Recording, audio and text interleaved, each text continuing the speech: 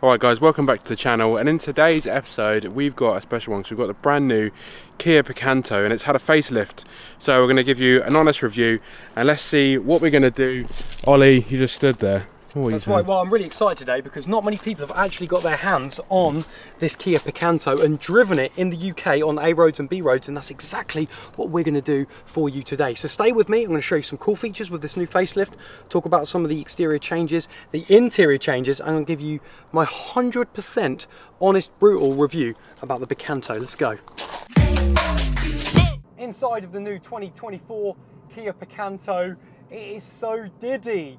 I feel so small on these roads. I'm just on a big A road at the moment, but so far, jumping into the car, the steering is nice and light. It's very easy to position the car on the road.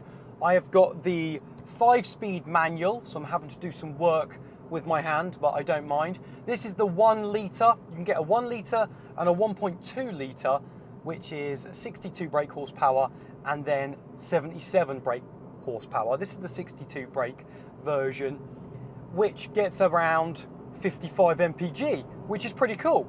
And then if you go for the 1.2, you're looking around 50 mpg. So great miles to the gallon, efficient.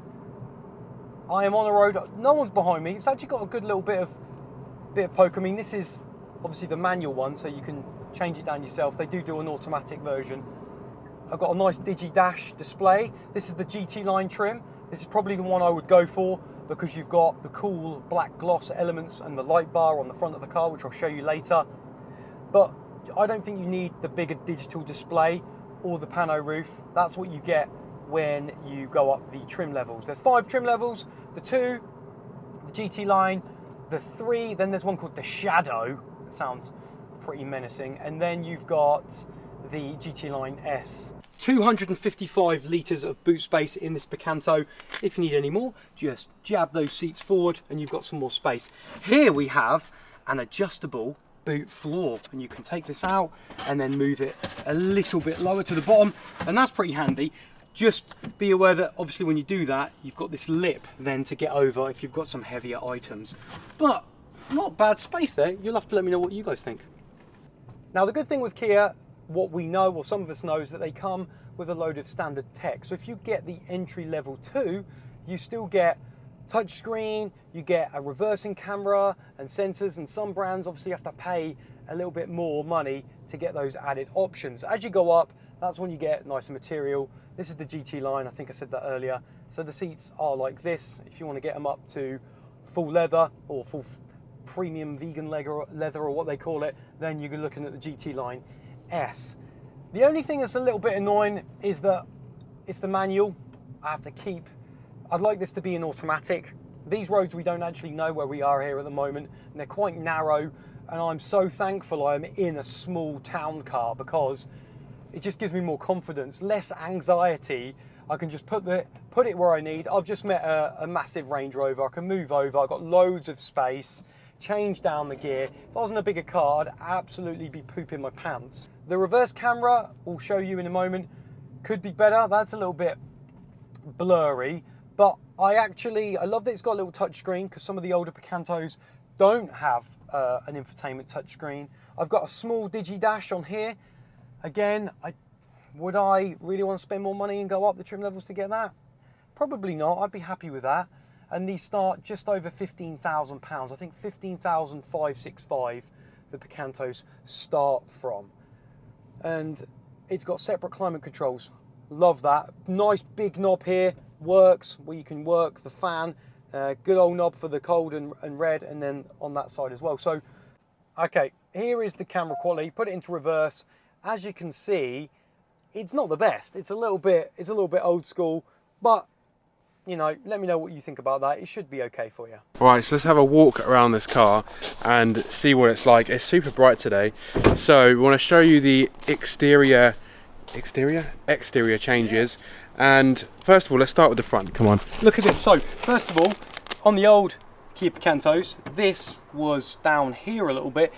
They're trying to make the design language look the same, you know, like the EV9, but this light bar, it does look better. You don't get this light bar on the entry-level trim, so you get this on the GT line and up. It's a really cool inclusion. As well, these black gloss elements here on the front bumper, you don't get that on the entry-level trim, so it's a little bit more menacing as you go up. Cool little tower lights here. Again, you've seen that on the new Sportage, and it's in line with kind of the EV9 as well. I do like the lights. I mean, the front's quite busy, but you'd have to let us know what you think in the comments. It's busy, but it is in line with the rest of the brand, so it's looking good. I think more town cars need to look more aggressive, more menacing. We're sitting on 16 inches here. You can choose between, I think, entry 14 inches up to 16 inches, which this, with the ride, it still works really well. It's actually a really comfortable car. I love how it's got no chrome. It's got a little bit of chrome here, but the window trim, no, this is an adventure green. My opinion, best car. Looks so good in adventure green. If you come to the back, the GT line badge has been moved down just a little bit lower. It used to be a bit higher. You've got this gorgeous light bar. Again, 7 years warranty with Kia if you don't know about that. And I love this. Look at this. Just little sporty diffuser, look at that. On what you would deem as, some people would deem a granny car, a town car.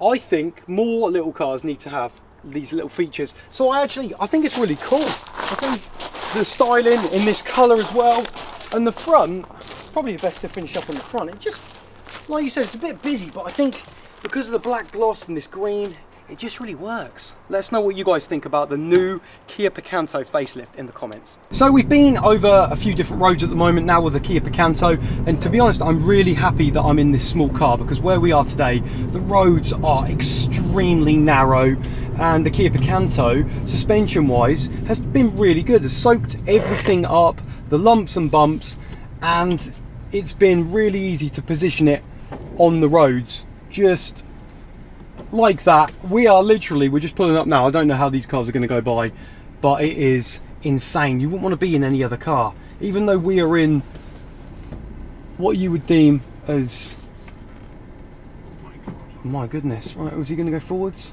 I think he's stuck. Is he stuck? She's looking at me. We're trying to film. A few moments later. I'm in the Kia Picanto and Adam is always with me. He's in the back of this car.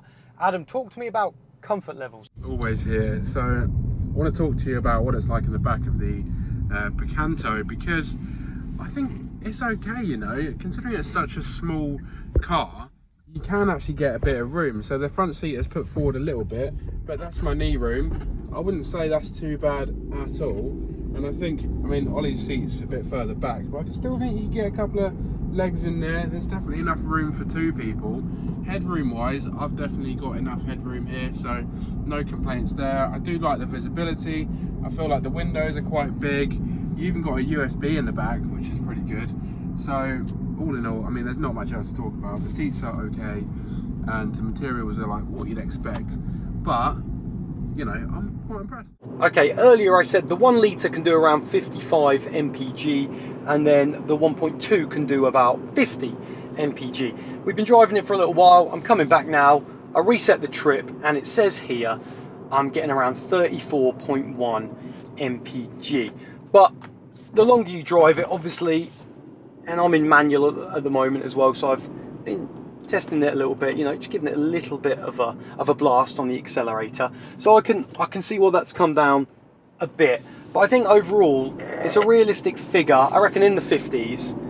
So you've got a car that is pretty small, diddy, bit of space, bit of rear room for your passengers, but you've got a lot of tech here. You've got a little 4-inch Digi dash. I did think it went bigger through the trim levels, but actually with the Picanto I don't think you do get the bigger Digi dash. I think you still only get the small little one, but I think again that won't be a deal breaker for most people.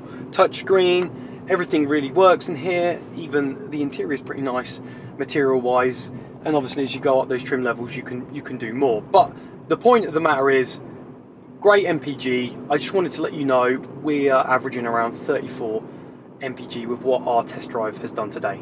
So guys, what I want to ask you now is competition. What would you have over this Kia Picanto? You could go for the Toyota Aygo X. That looks pretty cool. I think that's a little bit cheaper at 15,100-ish. Then you've got the Suzuki Ignis. I think that is actually more expensive. Again, another small little town car. I've got to be honest though, I don't know if they look as good as the front of this car. Now they've done this facelift. The Toyota Aygo X is a little bit cheaper, and the front of that does look good, so it'd be between them two. But I'd love to know what you guys think. Let me know in the comments what you would have over this car. I'm gonna go with this, because it comes with loads of cool standard tech. So that's been our little episode on the brand new Kia Picanto, and what's the verdict? What do you think? What's your honest opinion? Go on, would you have one? I think I like the colour. I like this colour, I love the way it looks. I think this is the best Kia Picanto they've ever made, and we've had some really good fun in this car. I love how small it is, how agile and nimble, a great little town car, good MPG. What would you have over it? Let us know in the comments. As always, if you like this episode, throw us a like, get subbed to Car Chat TV, and we will see you on the next one. If you've made it this far, thank you ever so much for watching. I've just popped up 2 more videos on your screen that you also may like. If you do watch one, let me know what you think.